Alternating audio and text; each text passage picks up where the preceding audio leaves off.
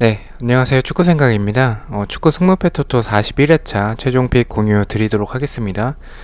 그리고 이 좌측 상단에 있는 이 배너 같은 경우에는 나중에 따로 영상을 제작을 하겠지만, 제가 멤버십을 하지 않고 있죠. 그래서 지금, 광고 하나를 받았습니다. 그래서 인플레이 게임이라는, 이런 사이트가 있는데 한 번씩 들어가 보셔서 재밌을 것 같다라고 생각을 하신다면 가입을 해주시고, 가입하실 때 저기 추천인에 띵크라고 써져 있죠. 저거 입력해 주시면 10,000원 상당의 이제 포인트가 지급이 되기 때문에 한 번씩 가입 부탁드리도록 하겠습니다. 그리고 게임 진흥위원회에서 정식적으로 게임위원회에서 정식적으로 승인을 받은 게임이기 때문에 문제는 없을 것으로 보이고요. 이제 41회차 시작하도록 하겠습니다.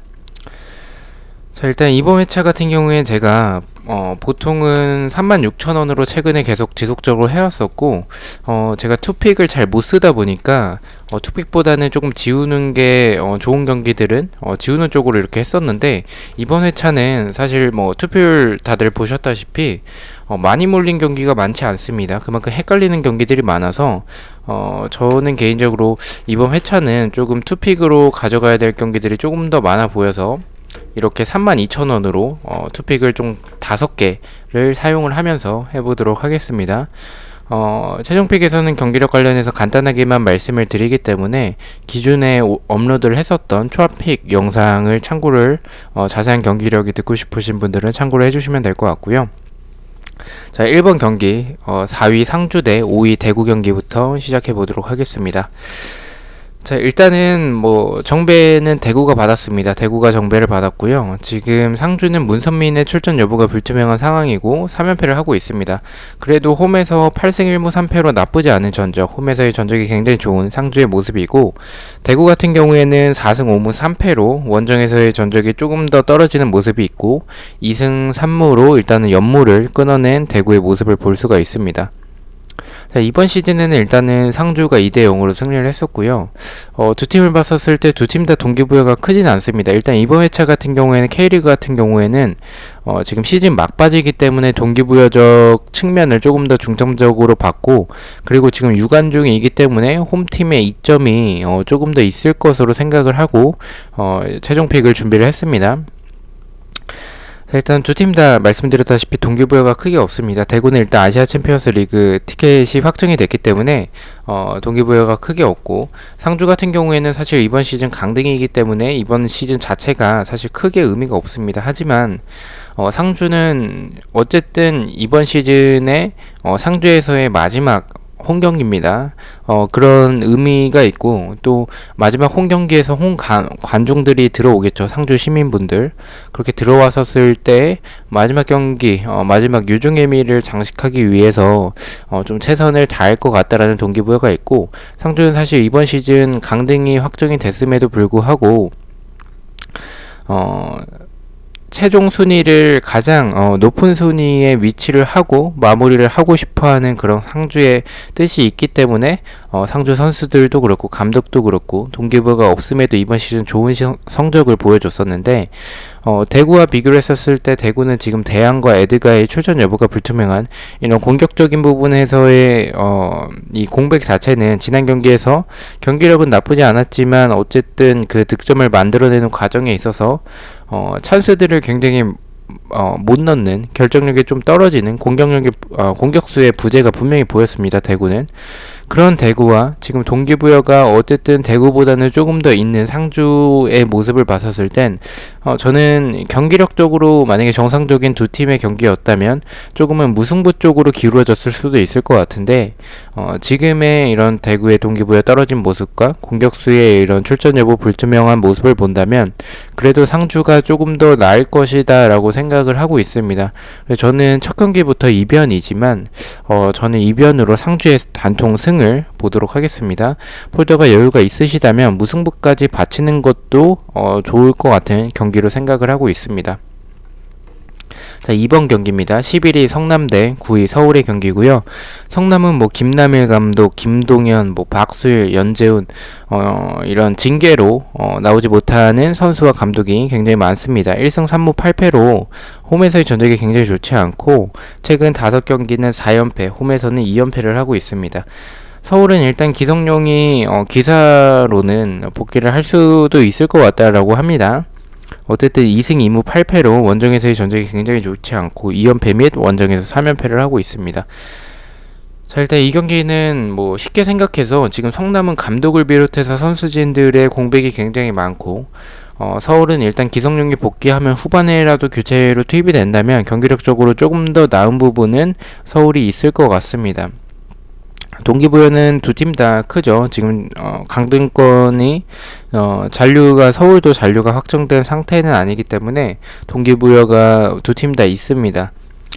근데 일단은 정배를 성남이 받았습니다. 그 부분은 조금 의아하게 생각이 들긴 하는데, 저는 조금 만약에 성남이 정배를 받더라도 서울과 근소한 차이로 정배를 받을 것으로 봤는데, 지금 서울의 배당이 3.1배당, 굉장히 높은 배당을 받았죠.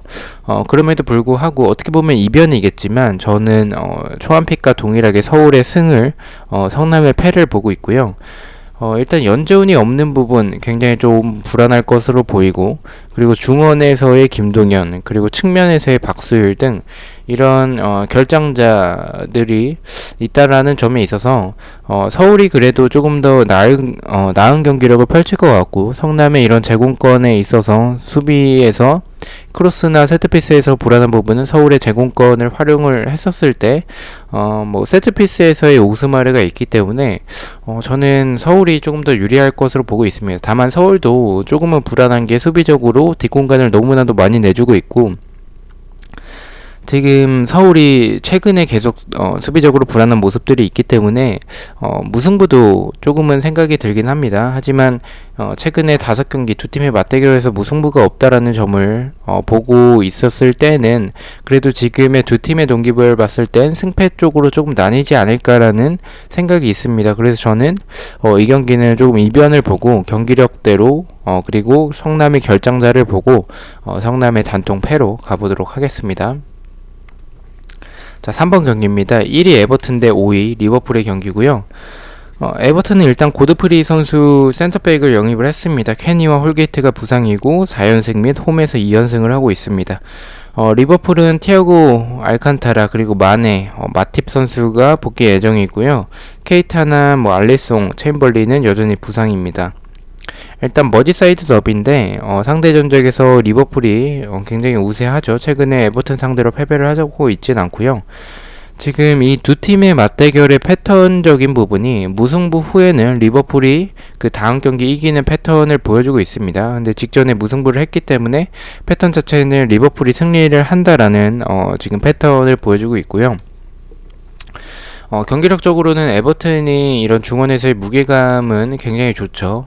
중원에서 지금의 알랑이나 두쿠레 그리고 전방에서 하메즈나 칼버트린 뚝배기 헤딩 제공권이 최근에 너무나도 좋고, 히샬리송이 살짝 아쉽긴 하지만 그래도 워낙에 잘했던 선수이기 때문에 어느 정도 준수한 모습을 보여주고 있습니다. 하지만 지금 에버튼의 수비적으로 홀게이트 선수가 없는 부분은 개인적으로 좀 수비적으로 불안한 부분이 있을 것이다 라고 생각을 하고 있고요.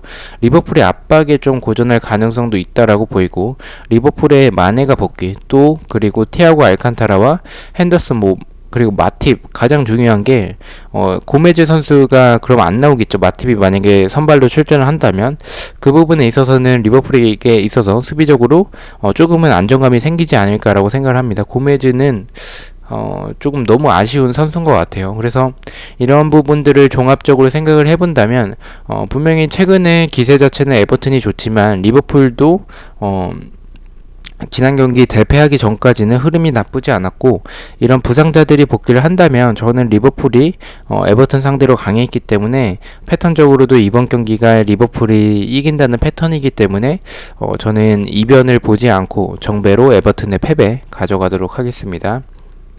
자, 4번 경기입니다. 7위 첼시 대 11위 사우스햄튼의 경기고요. 첼시는 길모어 그리고 맨디 키퍼가 부상이고 뭐 캉테는 뭐 이적 관련해서 뭐 이슈가 있긴 한데 뭐 이거는 조금 더 확인을 해봐야 될 것 같습니다. 사우스햄튼 같은 경우에는 2연승을 하고 있습니다. 자, 일단 첼시가 좀 배당을 굉장히 낮게 받았어요. 그리고 투표율 자체도 가장 많이 몰린 경기 중에 하나죠. 그래서 이 경기를 좀 이변으로 조금 무승부 쪽도 조금 고려를 했다가 지금 두 팀의 스타일을 봤을 때는 무승부보다는 승패 쪽으로 나뉠 것 같다라고 생각을 하고 있습니다. 그리고 사우스햄튼이 첼시가 라인을 내린 팀들 상대로는 조금 고전하는 모습들이 있는데 사우스햄튼이 라인을 그렇게 내릴 것 같진 않아요. 그리고 본인들의 스타일처럼 전방에서부터 강하게 압박을 하진 않겠지만 그래도 어느 정도 라인을 갖춘 상태에서 경기에 임할 것 같습니다. 그렇게 임한다면 첼시가 역습이나 이런 공간을 활용해서 득점을 할 수 있을 것으로 생각을 하고 있습니다. 사우스햄튼의 수비적인 모습을 봤었을 때에는. 그리고 상대 전적에서 우세한 첼시고 경기력적으로도 이 경기는 사우스햄튼보다는 첼시가 더 낫다라고 판단을 하고 있습니다. 또한 이 티아고 실바가 들어옴으로써 인해서 수비적으로 뭐 티아고 실바가 실수들이 몇몇 장면들이 있었긴 하지만 그래도 티아고 실바와 주마 선수가 특히나 주마가 지금 티아고 실바의 이런 베테랑적인 모습과 멘탈적인 부분과 수비적으로 안정감이나 뭐 빌드업 이런 부분을 잘 해주고 있기 때문에 주마 역시 준수한 모습을 보여주고 있어서 저는 이 경기는 좀 이변을 보지 않고 첼시의 단통 승으로 가보도록 하겠습니다. 자, 5번 경기입니다. 3위 레스터 대 2위 아스톤 빌라의 경기고요. 레스터 같은 경우에는 페레이라 그리고 은디디가 부상이고 3승 1패로 연승이 끊겼습니다. 아스톤 빌라 같은 경우는 웨슬리가 부상이고요. 3연승을 하고 있습니다. 근데 아무리 생각해도 이 배당 자체가 너무 좀 낮게 받은 거지 않을까라는 생각도 있긴 합니다. 홈에서의 레스터긴 하지만 그래도 아스톤 빌라의 최근 흐름 자체는 나쁘지 않았습니다. 리버풀을 제외를 한다면 어느 정도 강팀을 만난 게 이번이 처음이라고 볼 수가 있는데 뭐 지난 경기에서 리버풀은 뭐 코로나로도 그렇고 조금 좋지 않은 그런 상황이었었기 때문에 그런 부분도 있었고 운도 좀 좋았었던 부분들이 있었긴 합니다. 저는 좀 초안에서는 이 경기 좀 무승부까지 받쳐서 승무 쪽으로 레스터의 패는 없다라고 생각을 해서 이렇게 가져갔었는데 일단은 경기력적으로는 빌라가 어쨌든 역습에 좀 취약한 부분이 있는데 레스터가 뭐 지난 경기에서 슈팅을 많이 못 만들어내고 좀 찬스들도 놓치고 그런 부분들이 있었긴 하지만 그래도 역습에서의 날카로운 장면들은 있었다라고 생각을 합니다. 그런 역습에서 날카로운 장면들이 빌라의 수비진의 역습에 좀 취약한 부분들을 생각을 해본다면 상대 전적에서도 너무나도 우세한 레스터기 때문에 이 경기는 레스터가 잡지 않을까라고 첫 번째로 생각을 했고요. 두 번째 같은 경우에는 해외 구매율 자체가 지금 무승부보다는 승패 쪽으로 나눠지고 있습니다. 무승부는 많이 좀 안 보시더라고요. 그래서 그런 부분을 참고를 해본다면 무승부 없이 좀 승패로 나눠지는 경기라면 저는 아스톤 빌라의 승보다는 레스터의 승 쪽으로 생각을 했고요. 저는 투픽이라면 아스톤 빌라보다는 승부 쪽을 추천을 드리겠지만 저는 개인적으로 이 경기에서 폴더 쓰는 거는 다른 경기에 쓰는 게 조금 더 낫다라고 판단을 해서 저는 레스터의 단통 승으로 가보도록 하겠습니다. 자, 6번 경기입니다. 9위 뉴캐슬 대 16위 맨유의 경기고요. 뉴캐슬은 일단 두브라브카 키퍼가 복귀 예정으로 봤었는데 일단은 다시 또 부상으로 나옵니다. 멜리치 그리고 알미론도 부상이고요. 맨유 같은 경우에는 마시알이 퇴장을 당했고 카바니는 자가격리 때문에 출전을 하지 못한다고 하네요. 텔레스는 출전이 가능해 보이는 것 같고요. 이 부분은 한 번 더 확인을 해보도록 하겠습니다. 근데 지금 카바니가 없고 마샬이 없으면 이갈로가 나와야 되는데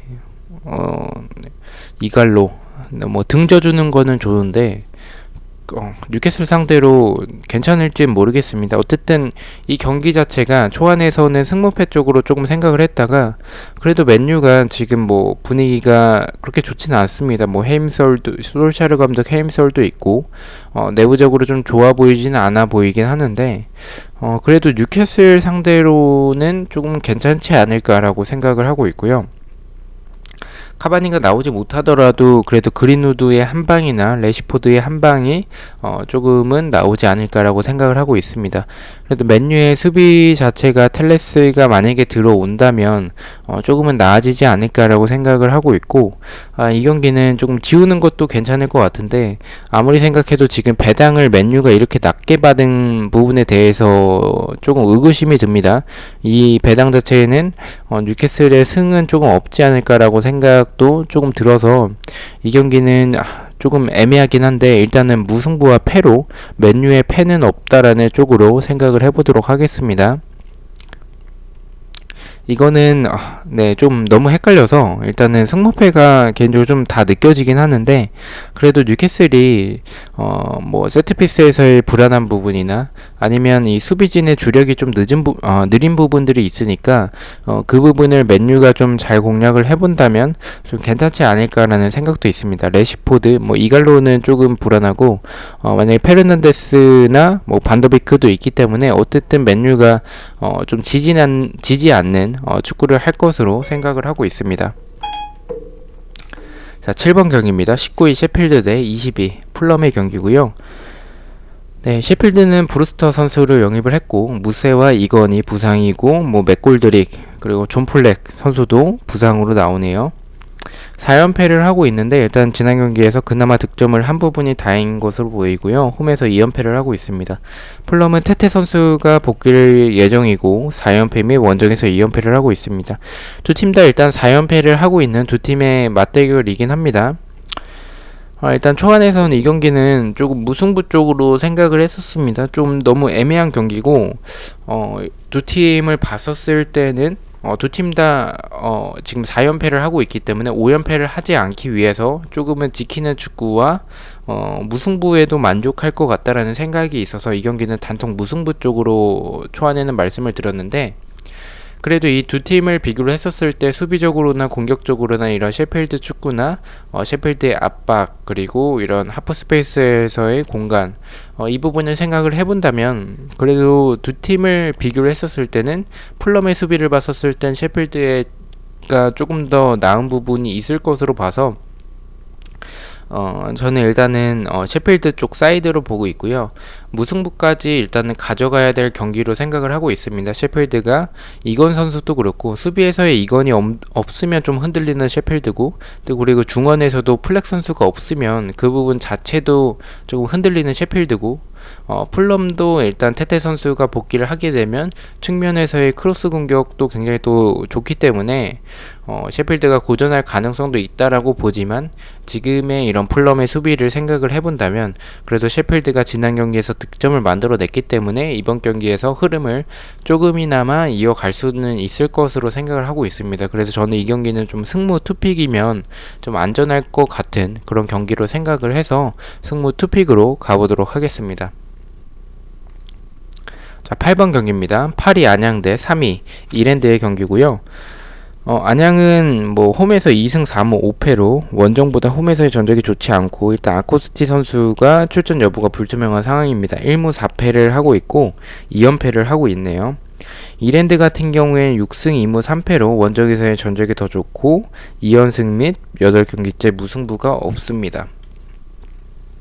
초안에서는 이 경기를 조금 단통 무승부 쪽으로 생각을 했었습니다. 무승부 쪽으로 생각을 했었는데 일단 두 팀 맞대결 자체가 무승부가 좀 없는 그런 모습을 보여주고 있고, 지금의 안양이 어쨌든 상대 전적에서 안양이 우세하긴 하지만 지금 두 팀을 비교를 했었을 때 최근 흐름 자체는 이랜드는 연승을 하고 있고 안양은 연패를 하고 있기 때문에 안양의 승을 보기에는 조금은 무리지 않을까라고 생각을 하고 있고요.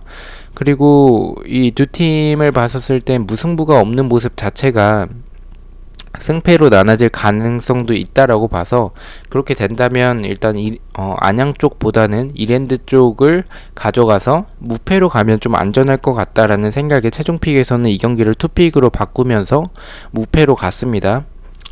뭐 지우는 것도 나쁘진 않을 것 같은데, 근데 지금 안양이 이랜드 상대로 3연승을 하고 있는데 4연승까지는 지금 최근 흐름을 봤었을 때는 조금 힘들 것으로 생각을 하고 있습니다.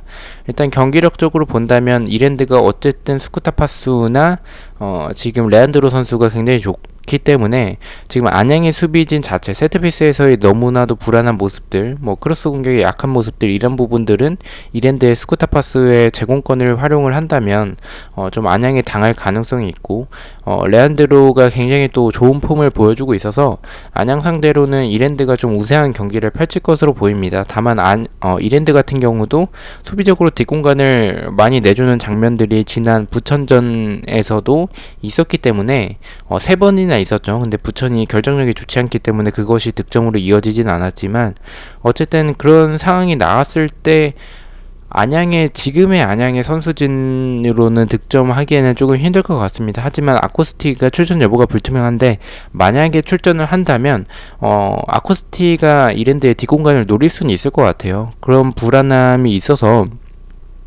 저는 이랜드의 단통 승보다는 무승부까지 바치는 게 나쁘지 않을 것 같다라는 판단 하에 안양의 무패 쪽으로 안전하게 가보도록 하겠습니다. 그리고 두 팀의 상성을 봤었을 때는 일단 무승부까지는 가져가는 것도 좋을 것 같다라고 생각을 하고 있습니다. 자, 9번 경기입니다. 맨시티 대 아스날의 경기고요. 자, 맨시티 일단은 EPL 부상자 명단에선 아게로 그리고 긴도안, 제수스가 진첸코 이런 선수들이 복귀 예정으로 나오는데, 지금 사커웨이에서는 아게로가 11월 복귀 예정, 그리고 제수스도 그렇고 일단은 여기서는 부상으로 나오네요. 최신화가 된 건지는 정확히 모르겠지만 어쨌든 저는 사커웨이 쪽보다는 EPL 부상자 명단이 조금 더 정확하지 않을까라고 생각을 해서 이 선수들이 복귀한다라고 이렇게 가정을 하고 있고요. 데브라이너 선수는 일단 대표팀에서는 좀 부상 예방 차원에서 뺐지만 일단 부상자 명단에는 없었습니다. 그래서 출전을 할 수 있지 않을까라고 생각을 하고 있고, 지금의 맨시티의 분위기를 본다면 어쨌든 지금 2경기째 승리를 하고 있지 못하고 있기 때문에, 그래서 좀 데브라이너가 출전하지 않을까라고 생각을 하고 있습니다. 아스날 같은 경우에 파티 선수를 영입을 했죠. 그리고 마르티넬리 그리고 티어니 선수가 부상으로 나오고 있습니다. 자, 두 팀을 봤었을 때는 아스날 굉장히 좋습니다. 최근 분위기 자체가 좋지만 셰필드 상대로 그렇게 좋은 경기력은 아니었다라고 생각을 하고 있긴 합니다. 그리고 두 팀의 지금 맨시티가 아스날 상대로 최근 전적이 너무나도 우세하고, 그런 부분 때문인지 모르겠지만 지금 맨시티와 아스날을 비교했을 때 아스날의 분위기가 더 좋은데도 불구하고 맨시티가 굉장히 낮은 배당을 받았습니다. 1.4배당이면 국내 배당에서 한 1.3배당 받는 건데, 이렇게 배당을 받는 게 맞는 건가 싶을 정도로 지금의 맨시티의 경기력이 좋지 않기 때문에 조금은 의구심이 드는 경기이긴 합니다. 자, 일단은 두 팀을 비교를 해본다면 맨시티가 만약에 지금의 상황에서 아게로나 제수스 둘 중 한 명이라도 복귀를 한다면 저는 아스날 상대로 나쁘지 않을 것 같습니다. 아스날이 후방 빌드업을 하게 되면 압박에 고전하는 모습들 자체는 맨시티가 충분히 노릴 수 있다라고 생각을 하고요.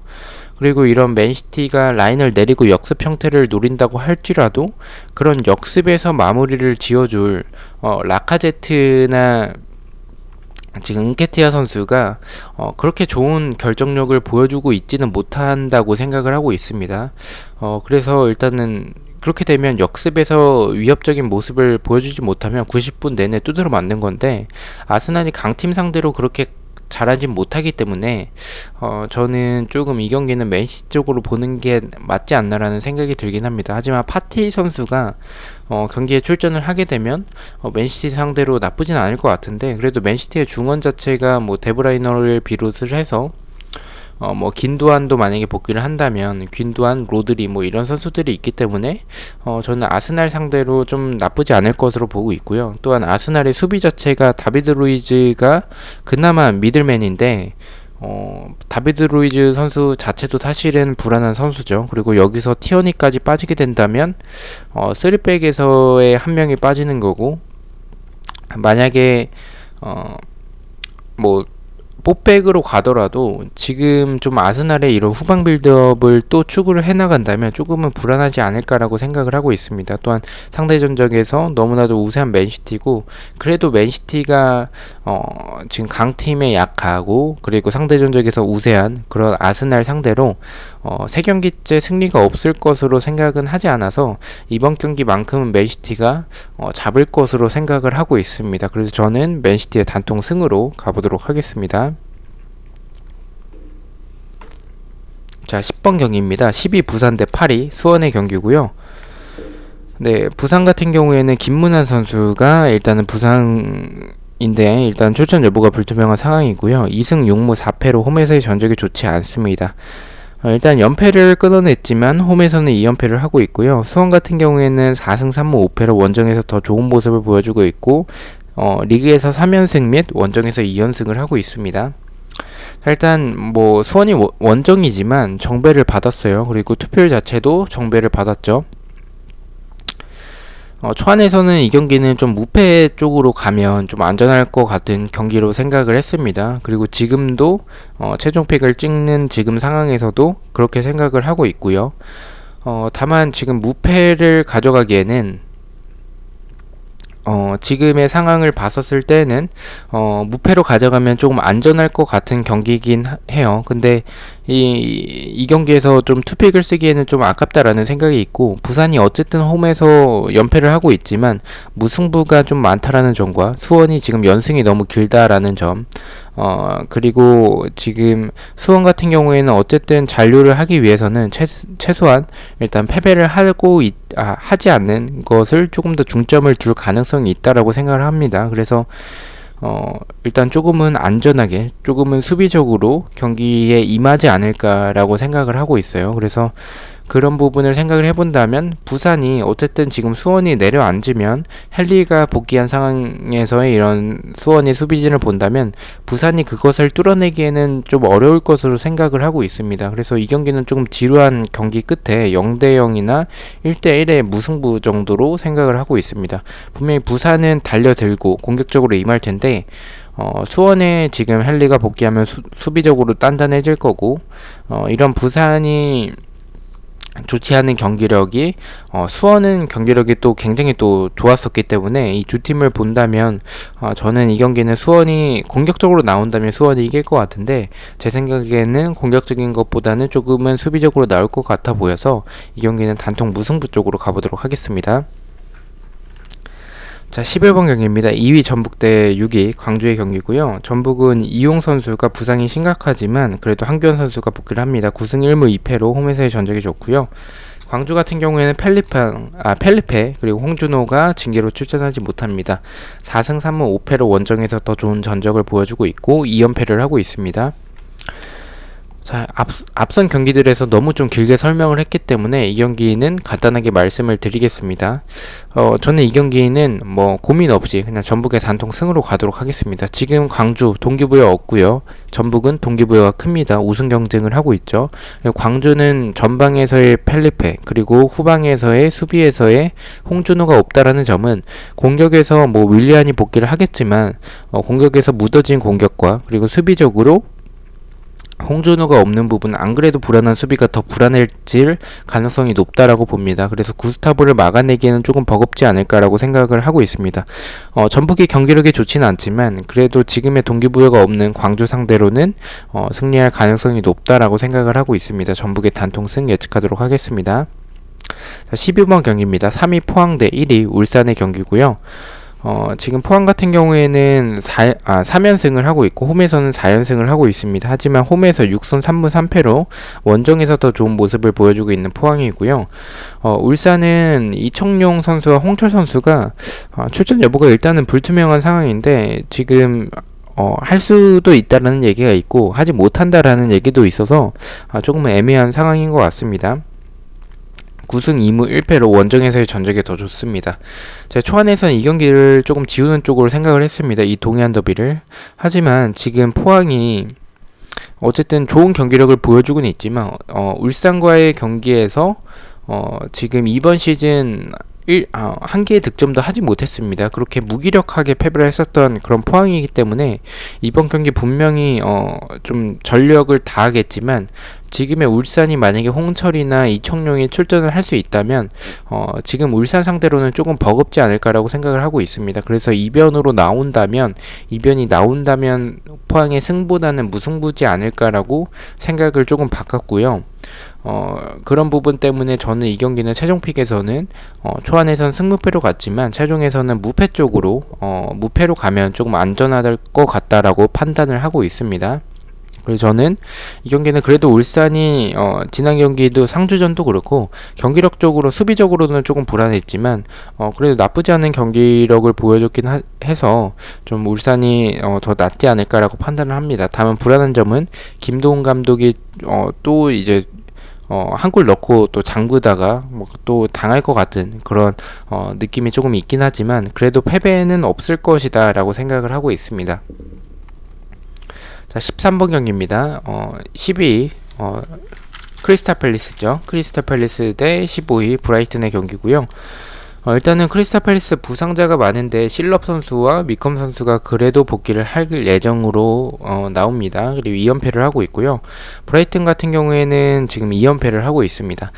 자, 일단 최근에 맞대결을 보면 크리스탈 팰리스의 연승이 없습니다. 두 팀의 맞대결을 봤을 때.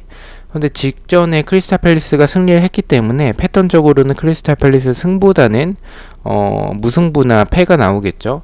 근데 저는 두 팀을 봤었을 땐 무승부보다는 승패로 나눠질 가능성이 좀 있다라고 생각을 하고 있습니다. 두 팀의 스타일적으로 봤었을 땐 저는 이 경기는 조금 승패로 나눠진다면 이 패턴적으로도 그렇고 경기력적으로도 크리스탈 팰리스보다는 부상자가 너무 많아서 수비적으로 좀 불안한 부분이 있고 크리스탈 팰리스가 라인을 내리고 좀 역습 형태를 노리는 팀인데 상대가 브라이튼이라면 라인을 그렇게 내릴 것 같다라는 생각이 없습니다. 라인을 조금 올린다면 브라이튼의 램프티 선수가 굉장히 좋기 때문에 램프티의 이런 역습이나 또는 코널리나 무패 그리고 트로스라나 마치 등 조금